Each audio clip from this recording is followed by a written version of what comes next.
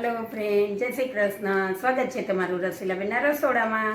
आजे आपणे बनावशुं खूब सारा शाकभाजी नाखीने मैगी। मैगी आपणे बाळकोने ओછી खवडावीए छीए, पण जो आ रीते वधारे शाकभाजी नाखीने आपणे मैगी बनावीए तो वरसमां एकाद वार अथवा तो बे वार बाळकोने मैगी खाता होय तो शाकभाजी आटला शाकभाजी खाता होय तो एमां मैगी नाखीने अने खवडावी शकाय छे। तो चालो आजे आपणे बनावीए વધારે શાકભાજીનો ઉપયોગ કરીને મેગી। તો જો મસાલા મેગી બનાવવા માટે મેં અહીંયા બધાય શાકભાજી લીધા છે। આમ તો આપણે એમ કહીએ છીએ કે મેગી ના ખવાય, પણ જો આટલા શાકભાજી નાખીને મેગી બાળક ખાતું હોય તો 8-10 મહિને એકવાર આપી શકાય। અહીંયા મેં ટામેટાં લીધા છે, અહીંયા મેં બીન્સ લીધા છે, કાંદા લીધા છે, મકાઈ લીધી છે બાફેલી, એક નાની મરચીનો ટુકડો કરીને લીધા છે। અને જો બાળકને ખાવી હોય તો તમે મરચીના ટુકડા ના નાખો। અને અહીંયા મેં લીલા ફ્રોઝન કરેલા ચણા લીધા છે, ગાજર લીધા છે અને વટાણા લીધા છે। આટલા શાકભાજી નાખીને અને બાળકને ખવડાવીએ તો મેગીનો ભાગ ઓછો આવે અને શાકભાજી વધારે હોય। જો કાંદા ના ખાતા હોય તો તમે સ્કીપ કરી શકો છો। આ બધી વસ્તુને આપણે વઘારમાં નાખવાની છે। તો આપણે પહેલાં બીન્સ, હવે આ વસ્તુ આપણે જે બાફવાની છે ને એને હું ઓવનના બાઉલમાં લઈ લઈશ। લીલા ચણા, ગાજર અને વટાણા,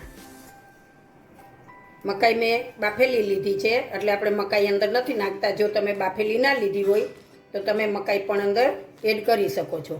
અને આમાં તમને જે ભાવતા હોય શાકભાજી લઈ શકાય છે। જો તમને કોબી ભાવતું હોય તો તમે આમાં કોબી પણ એડ કરી શકો છો। આમાં આપણે અડધો ગ્લાસ પાણી નાખીને અને ઓવનમાં 4 થી 5 મિનિટ માટે મૂકીને અને બાફી લેશું। આપણું પાણી અહીંયા ગરમ થઈ ગયું છે। મેગી બાફવા માટે આપણે જે પાણી મૂકેલું હતું મેં 1.5 ગ્લાસ પાણી લીધેલું છે। એની અંદર જે 2 પેકેટ મેગીનો મસાલો આવે ને એ આપણે પહેલાં એડ કરીશું।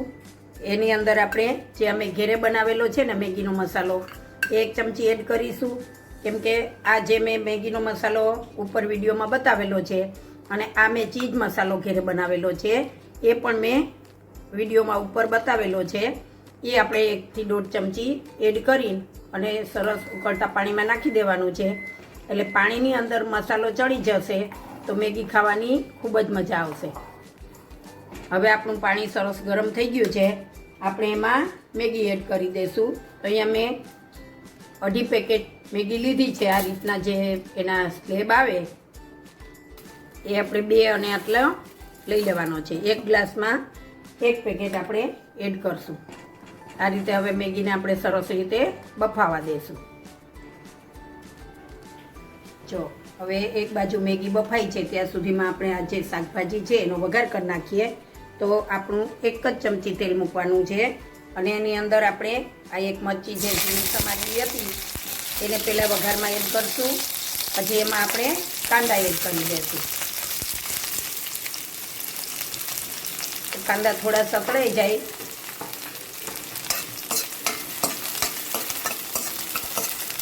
મેં 1 જ જણા માટે આ મેગી બનાવી છે એટલે બધી ક્વોન્ટિટી ઓછી લીધી છે। અને આપણે મીઠું ખૂબ જ ઓછું નાખવાનું છે કેમ કે બધા જ મસાલામાં મીઠું હોય છે એટલે આપણે મીઠાનું પ્રમાણ ઓછું રાખવાનું છે। આ રીતે જો એકદમ સરસ કાંદા સારી રીતે સકળાઈ જાય એટલે એની અંદર આપણે ટામેટાને એડ કરી દેવાના છે। હવે ટામેટાને આપણે થોડા એવા સકળાય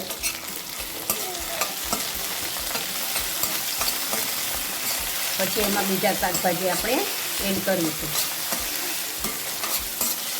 ટામેટાને બહુ સકળાવા નથી દેવાના, પણ એ પોચા થઈ જાય ત્યાં સુધી આપણે એને ગરમ કરવાના છે। જો આપણા ટામેટાં સરસ પોચા થઈ ગયા છે, આટલા સકળાય પછી આપણે જે શાકભાજી બાફેલા હતા એ શાકભાજી આપણે એડ કરી દઈશું। એમાં થોડું પાણી હતું એ પાણી આપણે રહેવા દઈશું એટલે શાકભાજી સરસ રીતે ચડી જાય।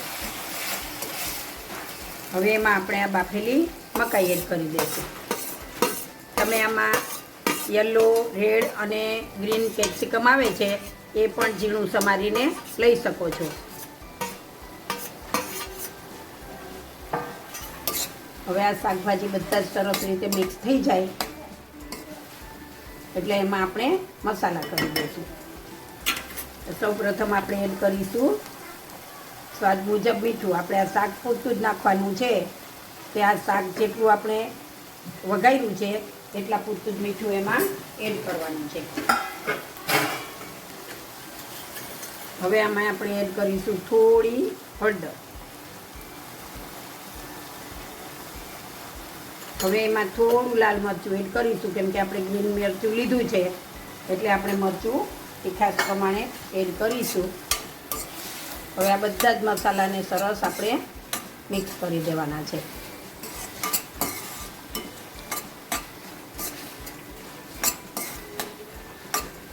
આને આપણે થોડી વાર ચડવા દઈશું. તો જો આમાં આપણે 1 થી 1.5 લીંબુનો રસ એડ કરીશું. 1 થી 1.5 ફાડું નાખ્યું છે મેં. હવે એમાં આપણે થોડી ખાંડ એડ કરીશું અને મિક્સરને સરસ રીતે હલાવી લેશું. હવે મેં જે 2.5 પેકેટ મેગી મૂકી હતી ને એમાંથી મેં સાદી મેગી કાઢી લીધી છે અને હવે આપણે જે બચી છે એ મેગી આની અંદર એડ કરી દઈશું. તો જો 1 જણા પૂરતી આટલી મેગી જ નાખવાની છે. બીજા બધા શાકભાજી હોય એટલે આપણને શાકભાજી વધારે ખાવા મળે, મેગીનો ભાગ ઓછો રહે. તો જો એકદમ મસ્ત બની ગઈ છે ને, લચકા જેવી. આ રીતે બાળક ખાતું હોય તમારું શાકભાજીવાળી મેગી તો એને 8-10 મહિને એક વખત આપણે આપીએ તો મેગી વાંધો ના આવે. પણ કાયમ માટે મેગી બાળકને અપાય નહીં, કેમ કે આ મેંદાની આવે. મેંદો આપણા બાળકને ખૂબ નુકસાન કરે છે, આપણા શરીરને. હવે આપણે ગેસની ફ્લેમ બંધ કરી દઈશું. જુઓ લાગે છે ને જોરદાર, એકદમ મસાલેદાર. આ મેગી ખાય બાળક તો એને નડે નહીં, કેમ કે આટલું શાકભાજી બાળકના પેટમાં જાય છે. તો 8-10 મહિને એક વખત બાળકને આ રીતે મેગી કરીને ખવડાવવી જોઈએ. હવે તમને મારી આ મેગી ખૂબ જ સરસ ટેસ્ટી બની જ છે, મને ખબર જ છે. પણ તમને આ મેગી ઘેરે બનાવીને અને ખાજો અને તમે ઘરનાઓને ખવડાવજો અને પછી મને કમેન્ટ બોક્સમાં જણાવજો કે તમને મારી આ મસાલાદાર મેગીની રેસીપી કેવી લાગી. તો જો તમને મારી આ મસાલેદાર મેગીની રેસીપી ગમી હોય તો મારા વિડીયોને લાઈક કરો, શેર કરો અને મારી ચેનલને સબસ્ક્રાઈબ કરો.